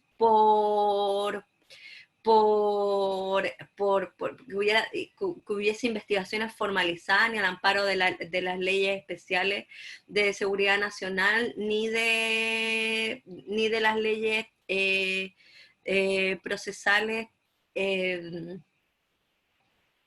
Y lo impactante es que la mayoría de estos, o sea, no la mayoría, todos los recursos se pierden. En la Corte de Apelaciones por votaciones unánimes normalmente, y en la Corte Suprema con un voto en contra. Estamos en tiempo. Tiene una jueza mujer, hay que decirlo, pero en la mayoría de los casos no se establece ningún tipo de sanción a lo intimidante que puede ser que por ser un activista, un defensor de derechos humanos, te convierta en un blanco de interés para el Estado. No hay ningún desarrollo argumentativo interesante respecto de la gravedad de este hecho. Solo estos votos en contra que están en algunos de los recursos que se presentaron. Entonces, otra especial preocupación es la situación de las amenazas. Amenazas de muerte, amenazas de incendio, amenazas de agresiones a la propia persona. Lo más complejo es cuando te amenazan a la familia, cuando te comienzan a amenazar a tus hijos, a tus hijas, o cuando te dicen que le van a hacer algo a tu hija. Como no tenemos ningún tipo de especial protección, la amenaza se investiga sin ningún lineamiento específico, como por ejemplo sucede en el caso de violencia intrafamiliar, por ejemplo. ¿Y qué sucede? Yo hasta el momento solo he visto una resolución, que es una serie de amenazas de muerte de las que fue víctima María Rivera, una importante abogada de derechos humanos de defensa popular, ex Defensoría Popular. Llevan una cantidad muy importante de casos vinculados a la protesta social. Bueno, María comenzó hace algún tiempo a recibir una serie de amenazas cada vez más graves, y también era de esas abogadas que invisibilizaba este tipo de violencia y decía, bueno, esto es parte del trabajo, pero la gravedad de las amenazas conllevó que ya, o sea, decidieran presentar la querella por amenaza. Y cuando se acoge la querella de tramitación, se reconoce por el juez que atendía la condición de defensora de derechos humanos de María, que le pide al Ministerio Público que tome especiales cuidados en la investigación. y que tome esta circunstancia en consideración, y para ello recurren a argumentación de derecho internacional de los derechos humanos. Pero en todos los otros casos... Ana, te tengo que interrumpir para que te tomes un minuto para cerrar, por favor, Ya. para hacerle las otras preguntas a las otras expositoras. En todos los otros casos, el Ministerio Público ejerce una facultad, que es la facultad de no iniciar investigación. Atendida la falta de seriedad y veracidad de la amenaza. Cuando muchas veces se ha tratado de defensores de derechos humanos con tremendas trayectorias, el Ministerio Público ejerce esta facultad del 168 del Código Procesal Penal, y los jueces acogen la decisión. Y acá el tirón de orejas para el movimiento es que esas decisiones quedan ahí y no se sigue peleando porque esto no queda así, cuando han habido casos donde las amenazas han constado por escrito, se podría indagar si hay videos, testigos, etcétera, pero normalmente esto finaliza por 168. Entonces, en definitiva, a nivel jurisprudencial, algo de avances hay, pero sobre todo queda mucho por hacer. Mucho por hacer a nivel de poder judicial, a nivel de magistratura, pero también a nivel de cómo como sociedad civil mejoramos nuestras estrategias, nuestras alianzas, nuestros aprendizajes para instar porque estos precedentes vayan en aumento, porque estoy convencida de que tienen un rol en la transformación social en este ámbito y bueno, y en general, ¿no? Muchas gracias, Ana. Ahora le voy a hacer la pregunta a María. Nos preguntan si nos puedes explicar un poco de los mecanismos de protección en Uruguay en específico, y también si es posible que te puedas referir un poco más a los temas de lo que hablaste de la criminalización de la lucha de la defensa por los derechos humanos en un contexto más general. Claro, bueno, muchas gracias por las preguntas. Sobre lo primero de mecanismos de protección en Uruguay, Uruguay no tiene un mecanismo de protección para personas defensoras de derechos humanos, así como lo tiene, por ejemplo, Colombia o como lo tiene México. Pero creo que eso es interesante, me parece buena la pregunta, porque creo que nos lleva a lo que estábamos hablando en las intervenciones anteriores sobre lo que es la garantía del derecho a defender derechos, porque ¿dónde está más segura una persona defensora de derechos humanos? ¿En Colombia, porque tiene un mecanismo de protección, o en Uruguay, que no lo tiene? Y creo que entonces ahí está el tema, ¿no? O sea, en Uruguay el mecanismo de protección no existe, no quiere decir que no debiera existir y que no debiera haber, porque tampoco quiero afirmar, porque no es cierto que no existen riesgo para personas defensoras, que no existen estigmatizaciones, amenazas, y muchas de las agresiones que viven las personas defensoras en el continente, y eso hay denuncias y están en impunidad, entonces hay factores comunes, pero tampoco están los niveles de agresión y de violencia que viven personas defensoras en otros lados. Entonces creo que habla también de lo que hablábamos antes, de lo que implica la garantía del derecho a defender derechos, ¿no?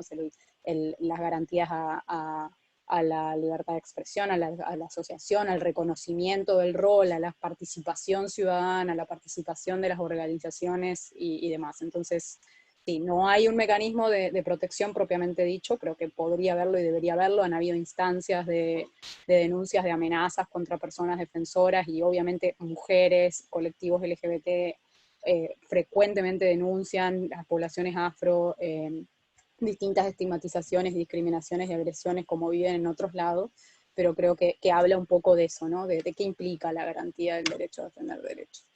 Y de criminalización, la criminalización de personas defensoras ocurre de diversas maneras, pero principalmente ocurre cuando se somete a la persona defensora a procesos penales arbitrarios, o procesos en su contra, judiciales, penales o civiles, pero penales arbitrarios, sin pruebas y garantías suficientes, ¿no? Y con el fin de obstaculizar o deslegitimizar o silenciar o impedir la labor de defensa de derechos humanos. Esto es un fenómeno que ocurre en toda la región. Nosotros desde SEGIL en general lo hemos identificado casi que todos los países con las personas defensoras, e incluso tiene una definición desde el sistema interamericano. La Comisión Interamericana lo ha definido como la manipulación del poder punitivo del Estado por parte de actores estatales y no estatales, con el objetivo de controlar, castigar e impedir el ejercicio del derecho a defender derechos.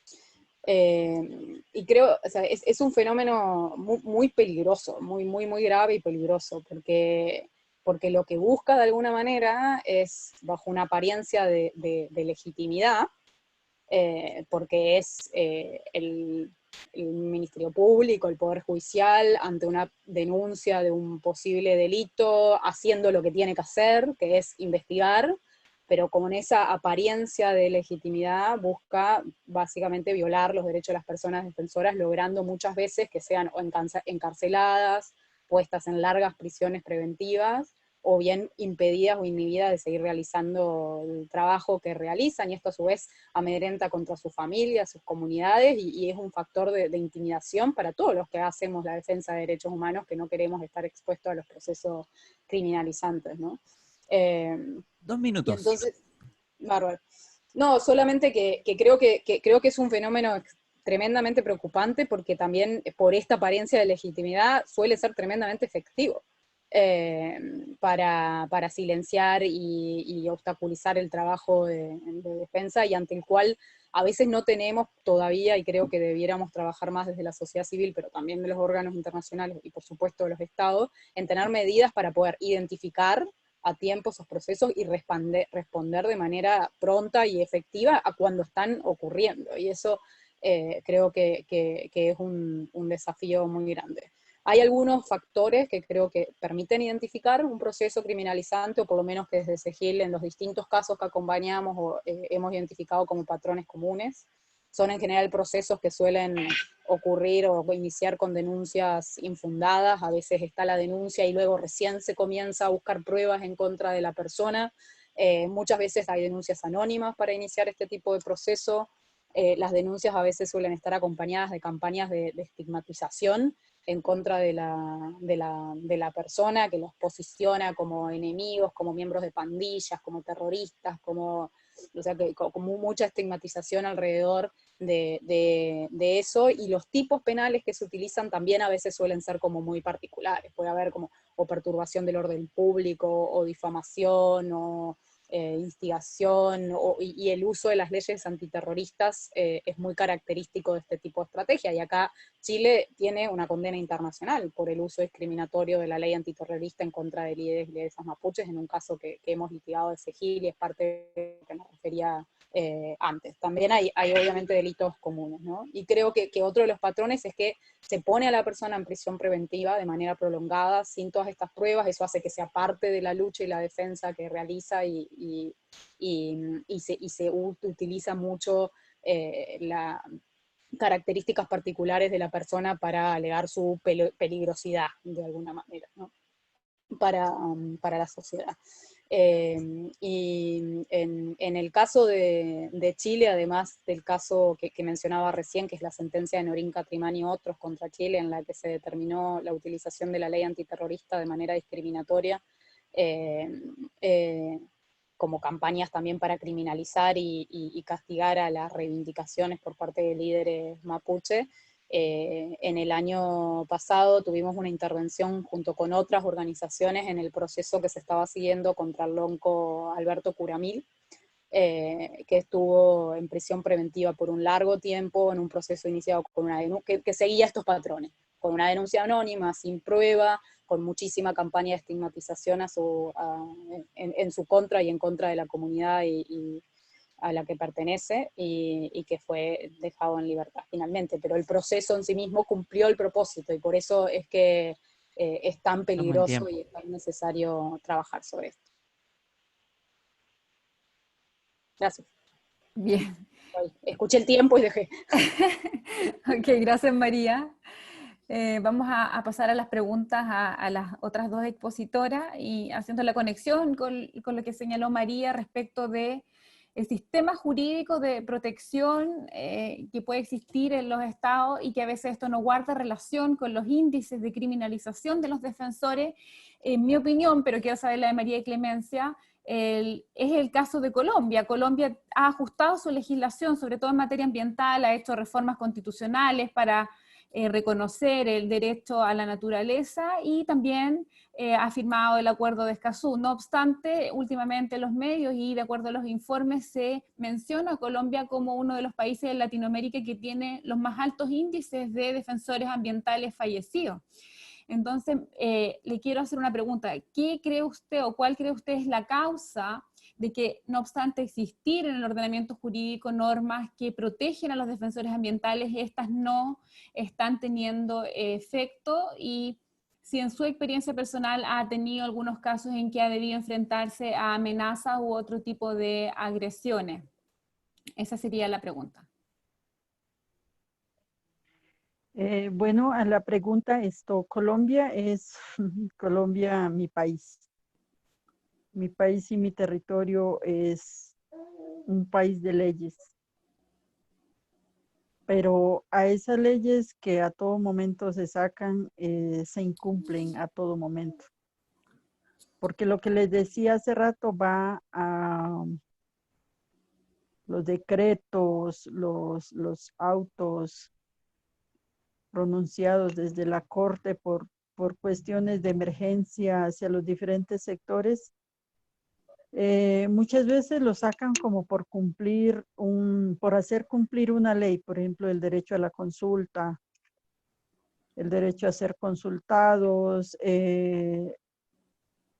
Afortunadamente Colombia tiene aproximadamente 30 artículos dentro de la Constitución Política de Colombia que favorece los derechos de los pueblos indígenas, que protege los derechos de los pueblos indígenas. Pero muchos no están reglamentados para dar cumplimiento, pero en la lucha del movimiento indígena en Colombia siempre ha hecho de que como nosotros mismos fuimos los que participamos en la constituyente para reposar los derechos de los pueblos indígenas y defender los derechos de los pueblos indígenas en la Constitución de Colombia, lo que hacemos es cómo llegar a hacer cumplir. Los pueblos indígenas, el movimiento indígena no actúa fuera de la ley, de la Constitución Política de Colombia. Actúa de acuerdo a nuestras leyes nacionales y específicamente eso en coordinación con la ley propia de los pueblos indígenas en nuestros territorios.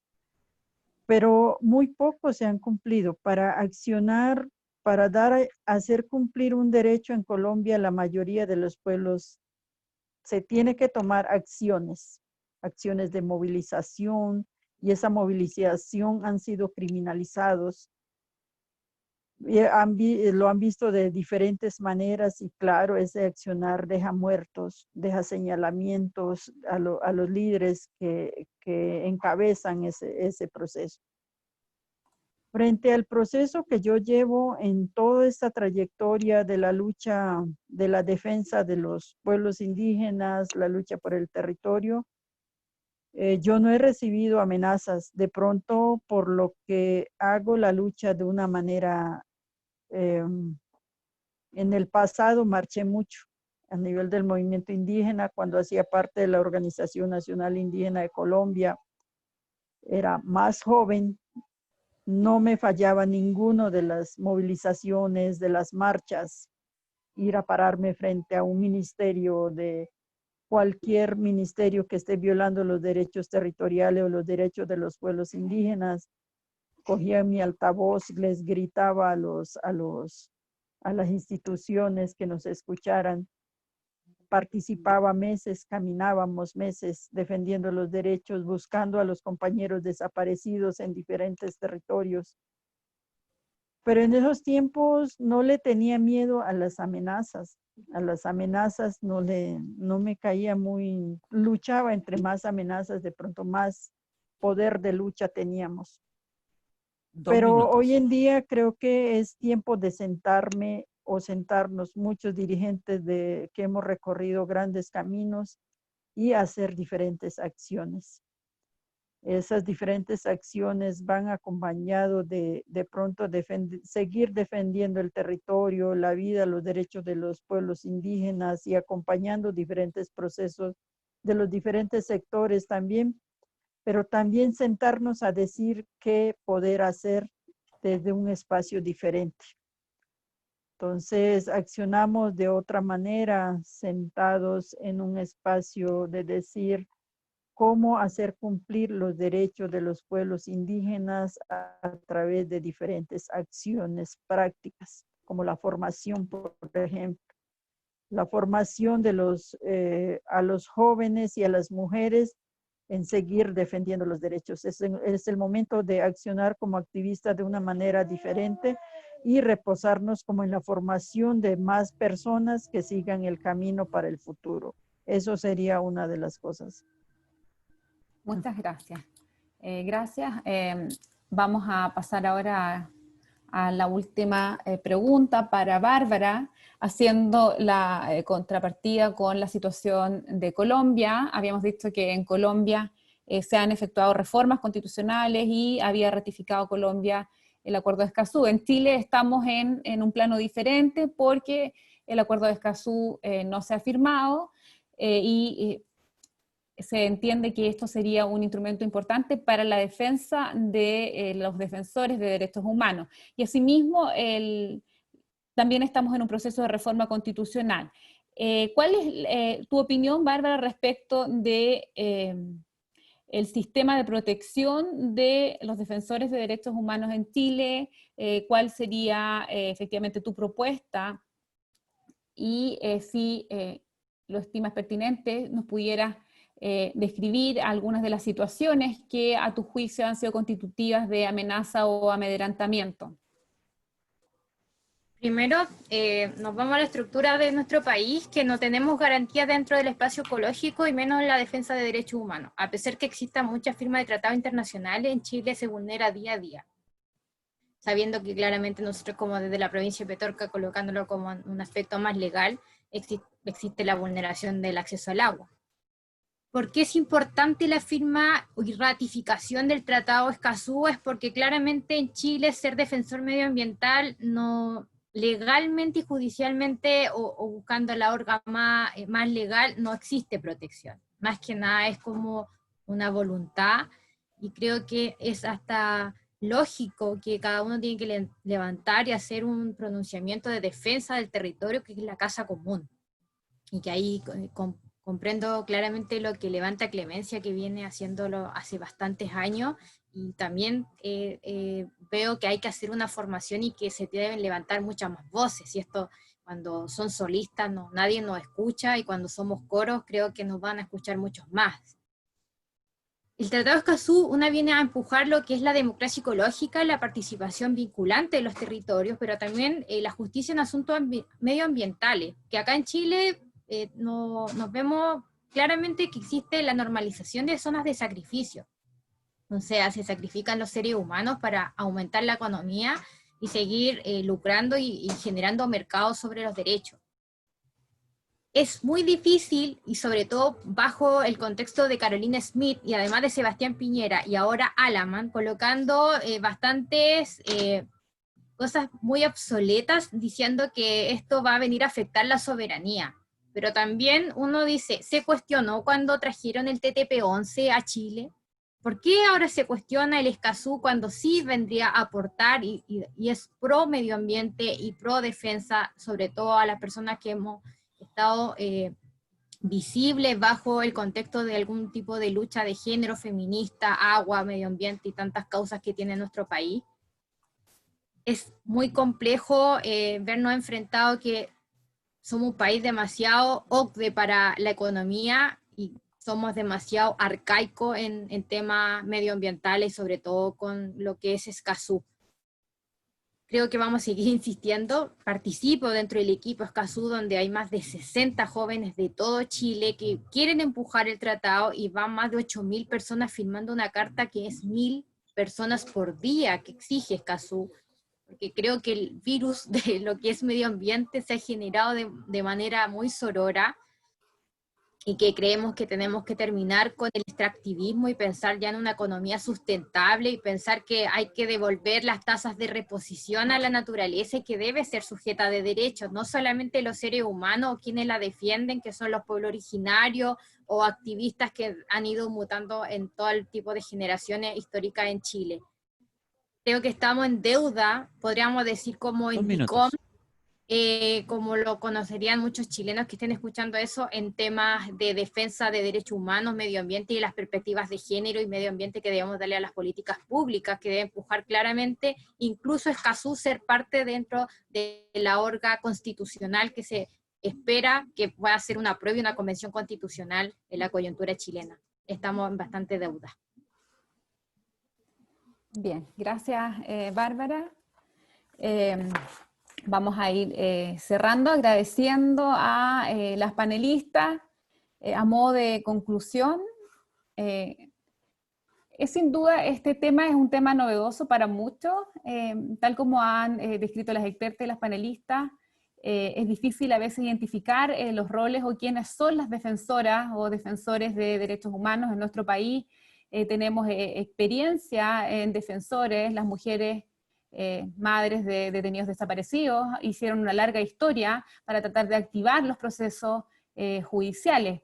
Pero también tenemos todas las mujeres que en su momento lograron que pudiéramos votar. También esa es una forma de activismo. Y últimamente en Chile, a propósito de la crisis de la AFP con el COVID, todas las mujeres que demandan y que persiguen el cobro de los derechos a alimentos de sus hijos, no solo mujeres, sino que también hombres en algunos de los casos, son defensoras de los derechos de sus hijos que están consagrados en la Convención.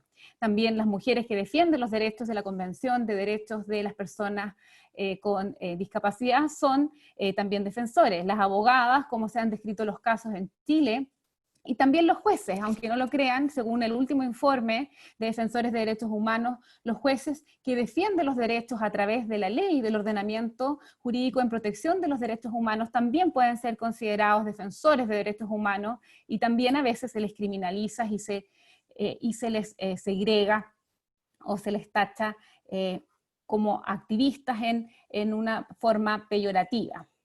En este contexto, lo fundamental de los defensores, a la luz de lo expuesto por las expertas, rescato que el principio de la universalidad es fundamental. La defensa de un derecho bajo ningún supuesto puede significar desconocer derechos de otros grupos. Eso en nuestro país a veces es necesario recalcarlo. También es importante, y rescato finalmente, que para ser defensores de derechos humanos no es necesario ser expertos. Si bien la ciencia o el estudio es fundamental para desarrollar la labor, a veces no podemos segregar o discriminar a hombres o mujeres por el hecho de que no tengan una educación adecuada, porque la experiencia a veces sirve y es fundamental para la toma de decisiones. Esperamos que este tema haya sido de su interés y sea un punto de partida para todos aquellos quienes se interesen en la defensa de los derechos humanos. Muchas gracias a todas. Tuvimos en algunos momentos más de 100 personas conectadas. Es un tema nuevo que se discute en esta plataforma, pero sin duda que en el futuro vamos a tener más posibilidad de discutir sobre estos temas. Gracias a la Comisión de Derechos Humanos de la Asociación de Magistrados y al Instituto de Estudios Judiciales y a nuestro host en esta ocasión, a Jorge, también nuestros agradecimientos.